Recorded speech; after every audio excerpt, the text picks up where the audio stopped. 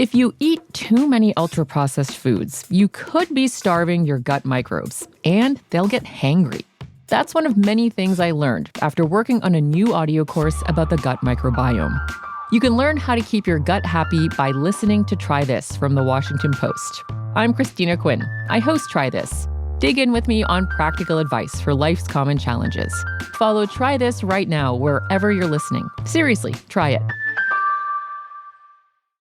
You're listening to KFI AM 640 on demand. I'm Andy Riesmeyer in for Mo Kelly this evening. Thanks for joining us. Just past 8 o'clock. You wouldn't believe my surprise, Brigida, when I woke up yesterday and then also today, and I found that the world had not ended. RaptureTok was a lie. Did you see it coming, or were you one of those who sold their car? I knew it wasn't happening. You knew it wasn't going to happen. But doesn't it kind of feel like every day where we don't know lately? All good conspiracies. Nuclear war, right. Every day I'm like, all good conspiracy theories start with a grain of truth.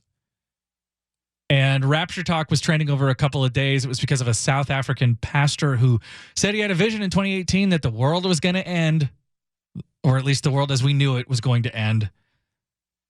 Sometime on the 23rd, maybe 24th, they were hedging. Many people,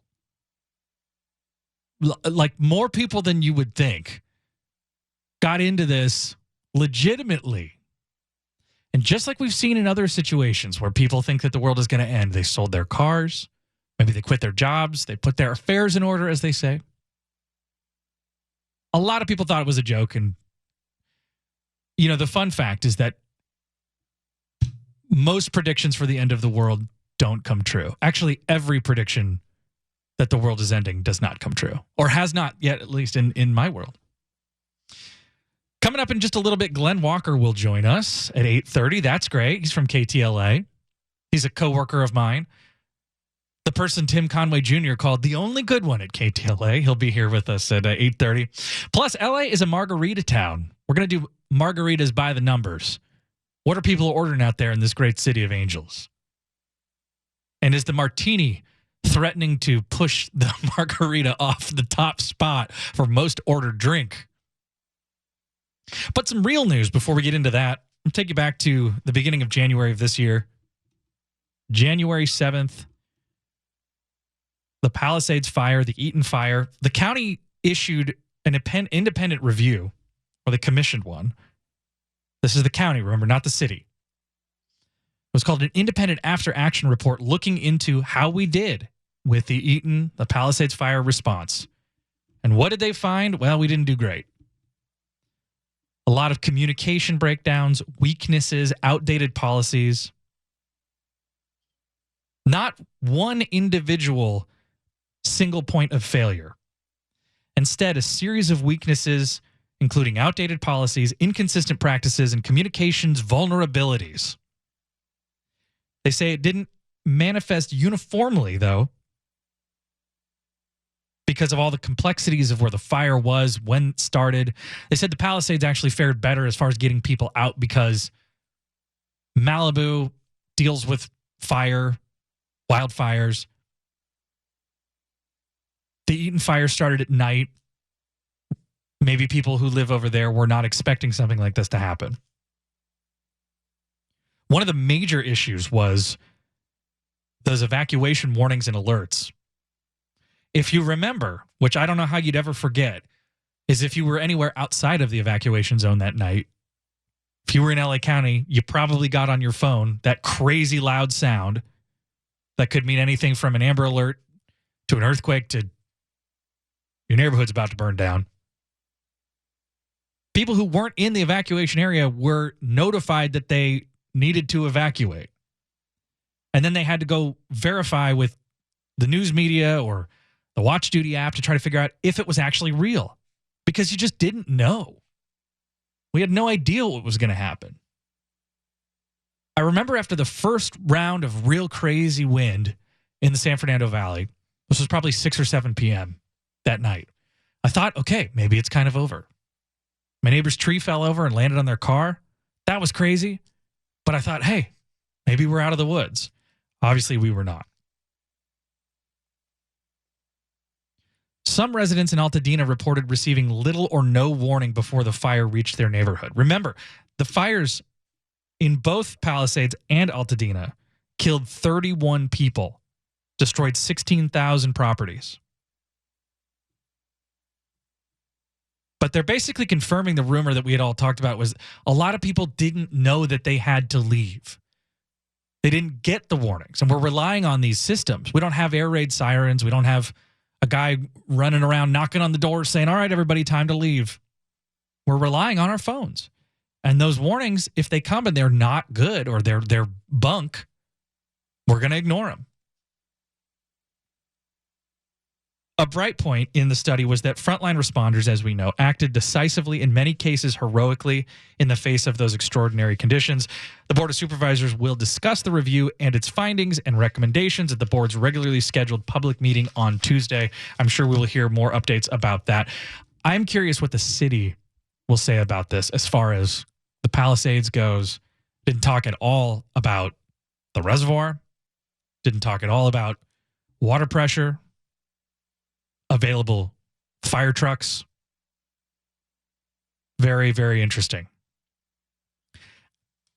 And not too soon, a wildfire commission now is going to discuss disaster rental assistance program. 9, almost 10 months later. A 15-member panel will discuss eligibility criteria for a disaster relief interim income support program. The money is coming from ULA, which is the mansion tax. Since 2022, that's generated around $830 million. And so there is now an $11 million income support program. $1.2 million of that goes to administrative costs, but some 500 households will receive $20,000 in aid for rent. This was all put into effect by LA City Councilwoman Tracy Park, who introduced the motion right after the fires happened. So they will now start talking about getting that money out there to people. All right. Lots going on here on the show. Like I said, coming up, Glen Walker will be joining us. We're going to talk about margaritas. Maybe we have time to talk about margaritas right now, or should we send it? We'll send it to Brigitte. I think we'll do that. Margaritas when we come back. On me. That's the least I can do, right, Brigitte? Let's hope so. And the most I will do. You're listening to KFI AM 640 on demand. I'm Andy Riesmeyer in for Mo Kelly. Thanks for joining us on this evening. It is Thursday, September 25th. If you'd like to be on the show, 800-520-1KFI. That's the number to call. 800-520-1534. That's 800-520-1534. You can also leave a message for us on the iHeartRadio app. You just look for the little microphone by KFI, and then you get your thoughts together, push the button, and if you screw up, don't worry, you can do it again. But I like it. Just do it off the cuff. Just see what happens. Don't try to make it too fancy. Don't try to make it too serious. We don't want that. We want authenticity. And sometimes authenticity is messy. What makes it more messy? Maybe a margarita or 5.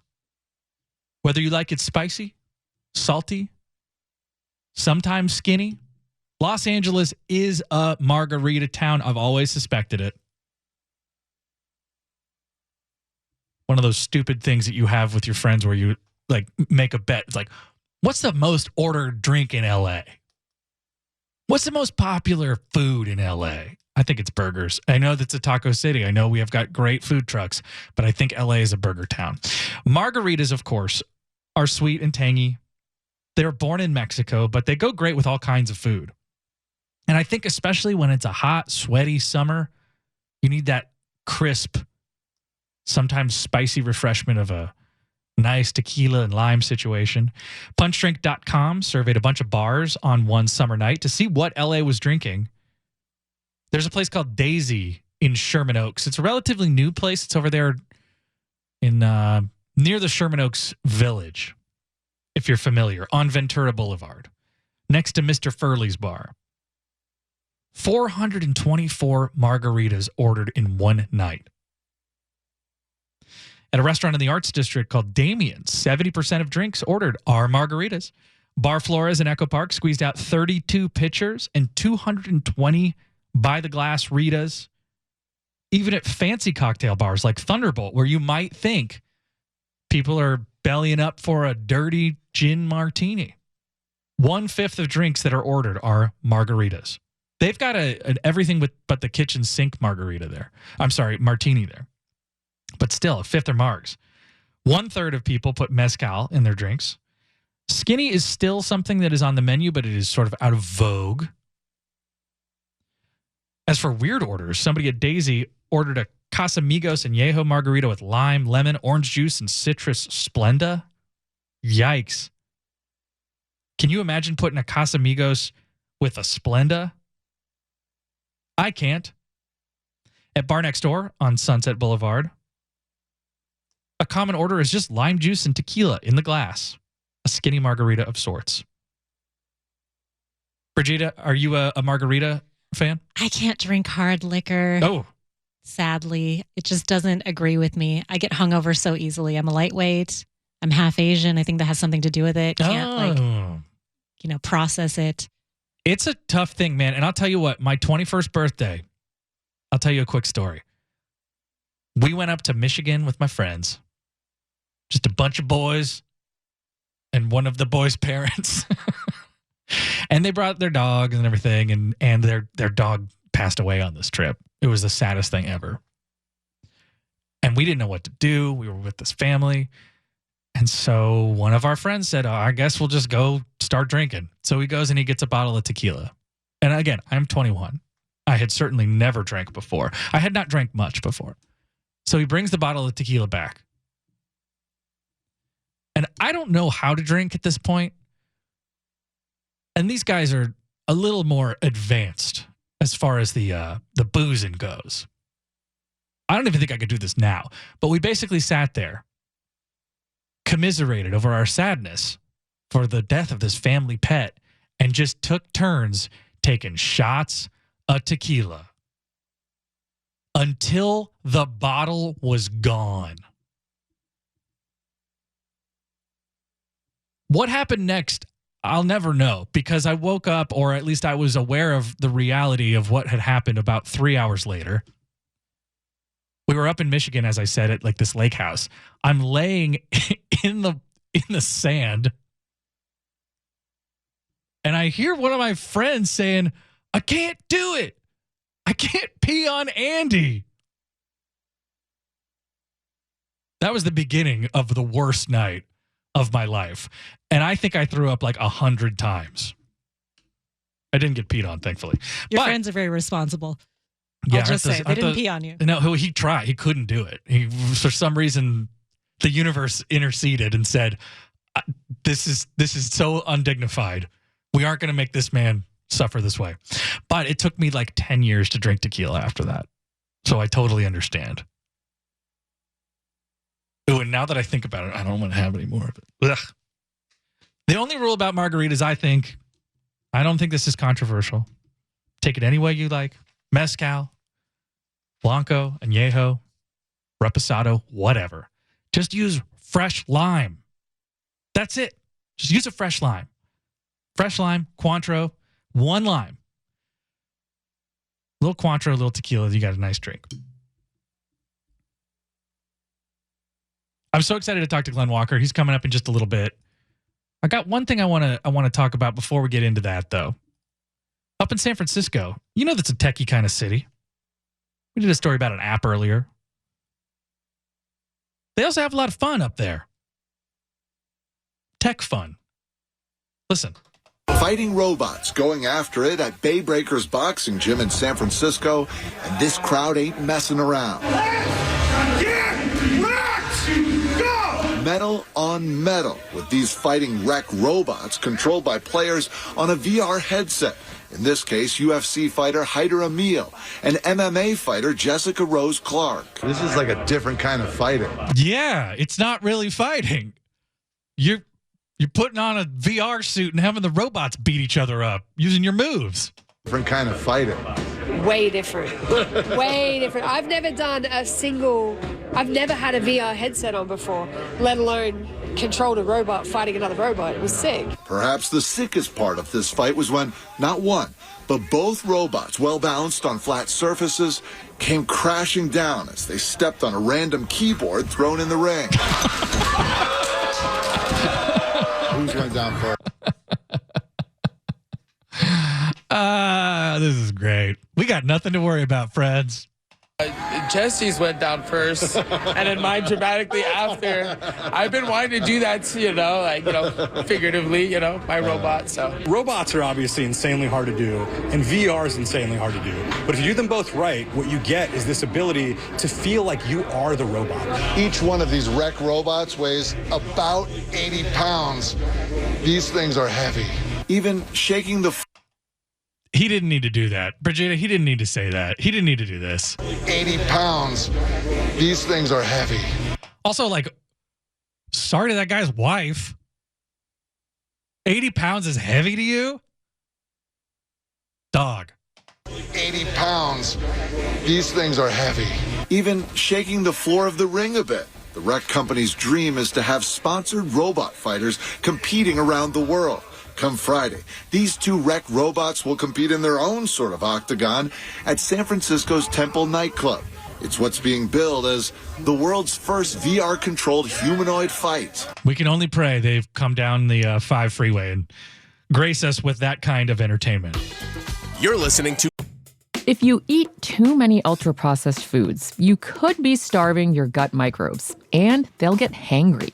That's one of many things I learned after working on a new audio course about the gut microbiome. You can learn how to keep your gut happy by listening to Try This from The Washington Post. I'm Christina Quinn. I host Try This. Dig in with me on practical advice for life's common challenges. Follow Try This right now wherever you're listening. Seriously, try it. KFI AM 640 on demand. I'm Andy Riesmeyer in for Mo Kelly on this Thursday evening. Coming up in the show, Nate Bargatze. He's not going to be here, but we're talking about his, I think, not super popular Emmy bit. Why he says he didn't plan on donating his own money for that Boys and Girls Club stunt. Plus, what Southern California city is saying goodbye to self-checkout. But first, America's Anchorman, my friend and yours, KTLA's Glen Walker III, joining us here on Later with Mo Kelly with Andy Riesmeyer. Hello, Glenn. Andy Riesmeyer. What's up, brother? Thank you for taking time out of your busy evening. Busy evening? Let me tell you. So I live in Woodland Hills, and Spectrum Cable went out. What? Which means also no internet. So my wife's been watching on a phone, and I've been reading a book. You could always listen to the radio. But I guess not. I guess there's not a radio in the house. What does Glen Walker read? Are you into like a Colleen Hoover, little Verity?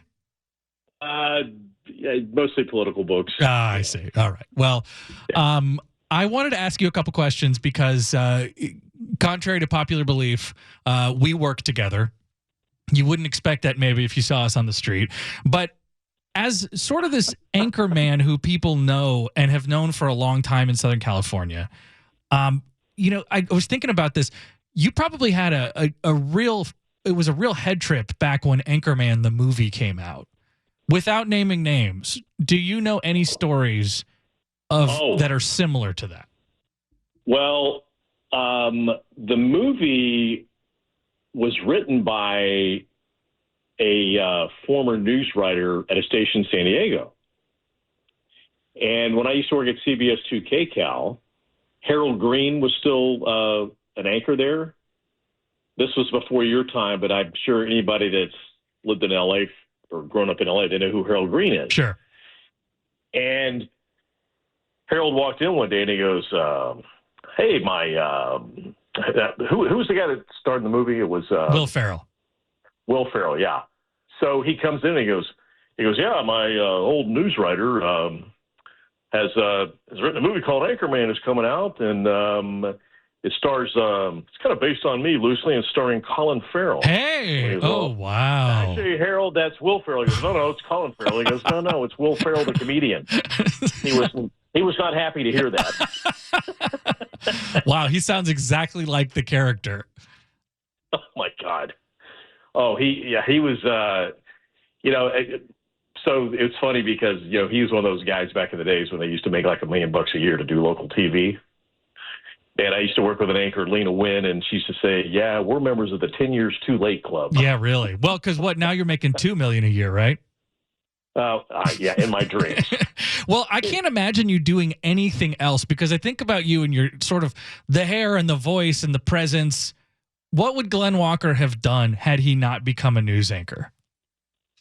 Let's see. Originally, I was wanted to be a high school teacher and be a baseball coach. I was just you. I could so see you have been a coach as well. As soon as I said I couldn't imagine you as anything else, the idea of you being a coach was exactly what popped into my head. So baseball, though, not football. No, it would be baseball. Yeah. And would you have been like, listen, guys, you got to get it together? Like, what would the disciplinary practice be? Would you be a Jim Harbaugh type, or would you be a? I don't know. When I was a freshman, sophomore, when I thought that's what I was going into, I coached a pony league baseball team, which is like kids that are like right after Little League, were like 13, 14 years old. And one day we're having a practice, and it just wasn't going good. So I just walked over to the car and pulled out a football, and we just played a sandlot football game. Oh, that's a good motivator. What does he mean by that? I got it back on track, but I remember one of the moms pulled up. She's like, "What the heck's going on here?" Well, hey, that's thinking outside the box. You got to think on your feet and do a lot of different kinds of things. When you're calling a pursuit, where are you? Are you ever thinking about anything else? Or are you just like locked in? Yeah, pretty much you have to be. And, somebody asked me, how do you do that? And I said, well, you start with a nugget of information, then you get another nugget, and you kind of just talk in a circle. So you just kind of talk, kind of come back to where you were. And because, people kind of come in, kind of recap of what's going on. But personally, I think one of the advantages I have is the fact that I was a news reporter, and I know a lot of the streets and the freeways. So I can kind of anticipate sometimes where they're going to go and where, what their alternatives are to getting off the freeway and where they may be heading next. And, yeah. And I'm taking notes right now so I know how to do this the next time I have to do it. Okay. Let's anticipate where you're going next. Yeah. Yeah. But, Lou, Lou Park and I've been anchoring together for 10 years now. Oh, yeah. So, you just kind of, one kind of starts talking, and then they kind of run out of gas, and the other one kind of picks it up. And sometimes you guys are so on the same page that sometimes you switch names. Do you remember that? Well, somebody's got her. Well, so people have called us glue. Yes, but I have. Names. Do you remember the time when you said that I'm Lou Parker when you came up? Yeah. It was a great moment, and then I think you had a great joke after that, saying like, "Good thing I had Glen Walker over here to straighten me out," or something like that. Yeah. It's very, very funny. So if you can remember back to the beginning, and I'll let you go here in a minute because I know you got to get back to reading 107 Days. Dude, I'll stay with you till 10 o'clock. I got nothing else to do except go to bed. I think we'd have to start paying you if I have you on too much after this. Do you remember your very first live shot or your very first broadcast and what was happening there? Oh my God. Well, I started in sports, and I went to Florida State University in Tallahassee, the state capital, and I actually got a job a couple months after graduation at a station I interned at there in town. I was the weekend sports anchor, and I remember the first Saturday night I went on, it was an air-conditioned studio, and I was sweating. And my heart was beating really fast, and it went about as bad as you could imagine. Oh. And I remember a couple of weeks later, my mom came into town, and I got done, and it's like after my third time, and I go, "So what do you think?" She goes, "You need some practice." Whoa. Well, your mom, thankfully you had a mom who was going to tell it to you straight. Because there's a lot of kids out there, a lot of moms out there who just said, "No, you're really good, honey," and then they never get any better. And maybe you would still be doing that job. Exactly. Well, I appreciate you calling. As always, it's great to talk to you. Go Dodgers. What are you thinking? Are you happy with the way things turned out today? You know what? They won the division. I think their pitching is coming around finally. Everybody's getting healthy at just the right time, and I'd love to see a Dodgers-Yankees rematch. Ooh. But that would be tough for me because, Max Fried, ace pitcher for the Yankees from Encino, is one of my son's best friends. Ah. And his parents are friends of mine, so when he pitches, it's kind of, I can't root against Max. It's kind of weird. A house divided.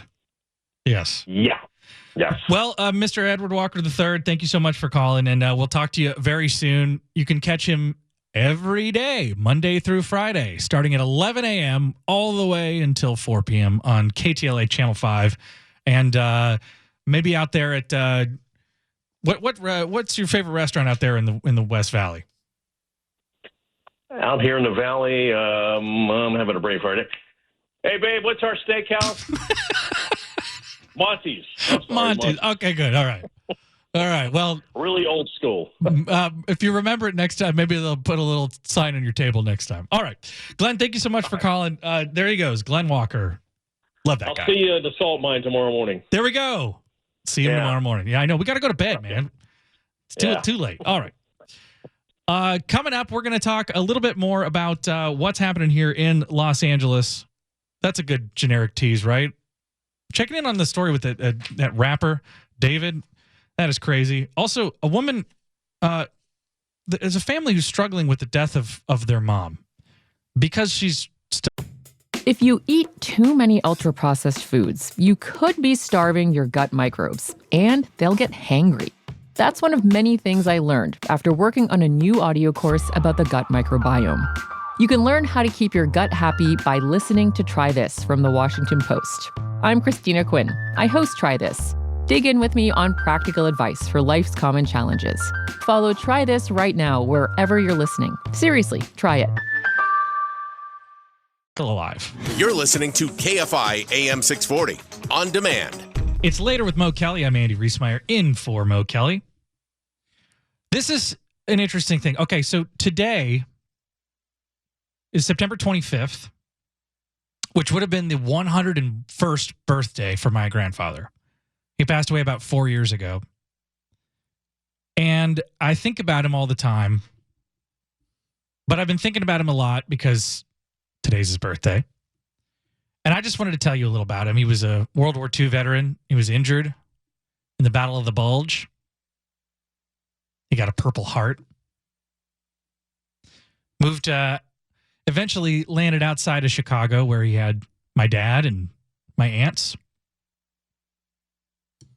He retired after being an engineer for a long time and then became like the greatest grandpa of all time. Made the best scrambled eggs I've ever had in my life. You can't convince me any Michelin star chef made a better scrambled egg than this guy. I don't know how the texture was. It was as if it was a cloud. I don't know how the physics of it worked. He was an engineer. Also, was a remarkable crossword puzzle doer. He found a website that had some like 40,000 puzzles or something like that. And he was determined to work through as many as he could.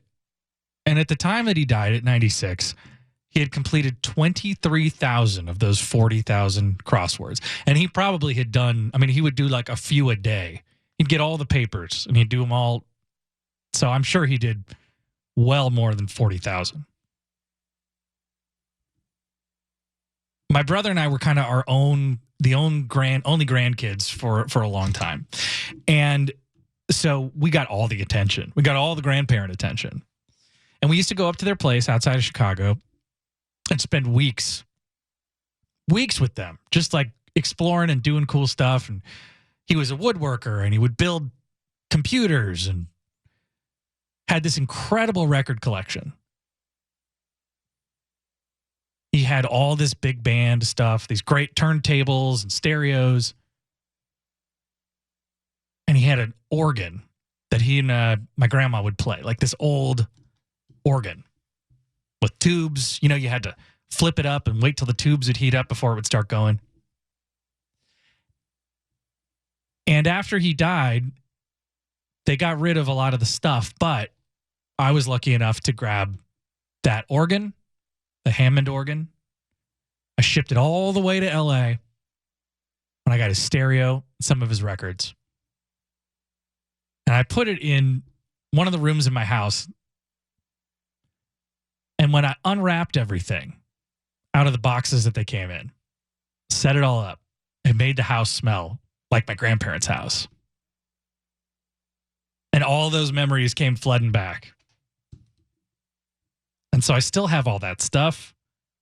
And every once in a while when I miss those guys, I go pop in that room and just take a deep breath. So Herman H. Riesmeyer, happy birthday, September 25th, 1924. 101 years old he would have been. 96 is pretty good. You can't ask for more than 96. Told you a little earlier about the slow death of the self-checkout. Here's the headline on KTLA.com. For months, KTLA has been tracking the problems with self-checkouts across the country. I did not know this. I was unaware we had a department that was dedicated to tracking the problems with self-checkouts. But of course, grocery stores have struggled with how to staff the lanes while also securing their products. And now Long Beach has shut down many of their lanes entirely. At least 4 grocery stores in Long Beach have shut down their self-checkouts, at least for the time being. New regulations are going to take effect here. The city of Long Beach put out basically a call for more staffing at checkouts, meaning one employee could monitor no more than 2 self-checkout lanes at once. The changes are at Vaughn's locations on Willow, Broadway, Spring Street. I understand this. This is a tough thing. You know, there's a lot of crime, obviously, and every single time I go there, I feel like I'm stealing because I don't really know if I've done it right.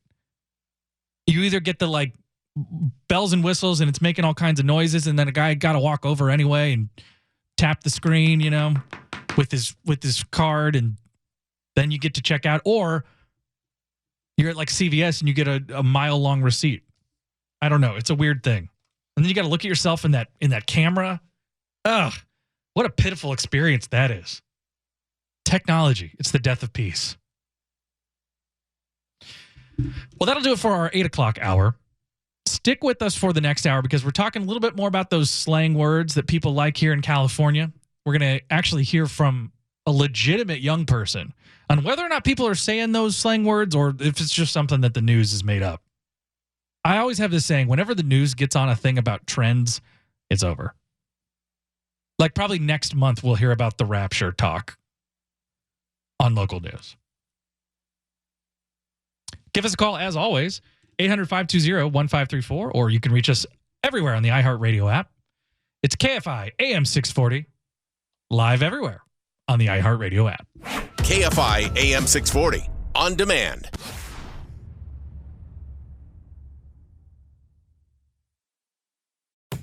If you eat too many ultra-processed foods, you could be starving your gut microbes, and they'll get hangry. That's one of many things I learned after working on a new audio course about the gut microbiome. You can learn how to keep your gut happy by listening to Try This from the Washington Post. I'm Christina Quinn. I host Try This. Dig in with me on practical advice for life's common challenges. Follow Try This right now wherever you're listening. Seriously, try it.